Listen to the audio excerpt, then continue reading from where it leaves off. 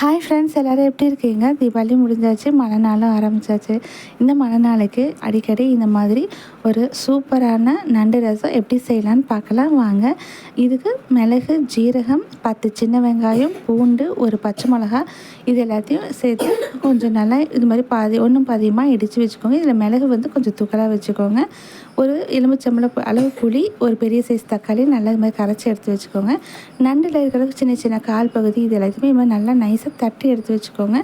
இப்போ வானலியில் கொஞ்சமாக எண்ணெய் சேர்த்துட்டு கடுகு நல்லா பொரிஞ்சோடனே கொஞ்சமாக ஒரு வெந்தயம் இது ரெண்டும் நல்லா பொரிஞ்சோன்னே கருவேப்பிலை சேர்த்துக்கோங்க. இது எல்லாமே நல்லா பொரியணும். இதில் நம்ம இடித்து வச்ச மிளகு ஜீரகத்தை வந்து போட்டு அடுப்பை வந்து ஃபுல் சிம்மில் வச்சுட்டு லேசாக கலந்து விடுங்க. இது ஒரு வாசனை வந்த உடனே நம்ம இடித்து வச்ச நண்டையை சேர்த்து நல்லா கலந்து விட்டுட்டு கரைச்சி வச்ச புளியை வந்து இதோட வந்து சேர்த்துக்கோங்க.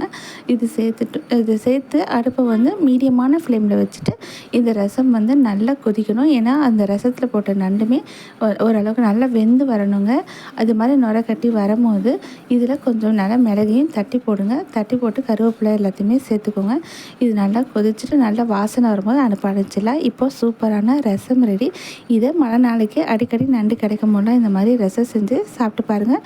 உடம்புக்கு ரொம்ப நல்லது. இது ட்ரை பண்ணி பாருங்கள். இன்னொரு வீடியோவை சந்திப்போம். பாய்.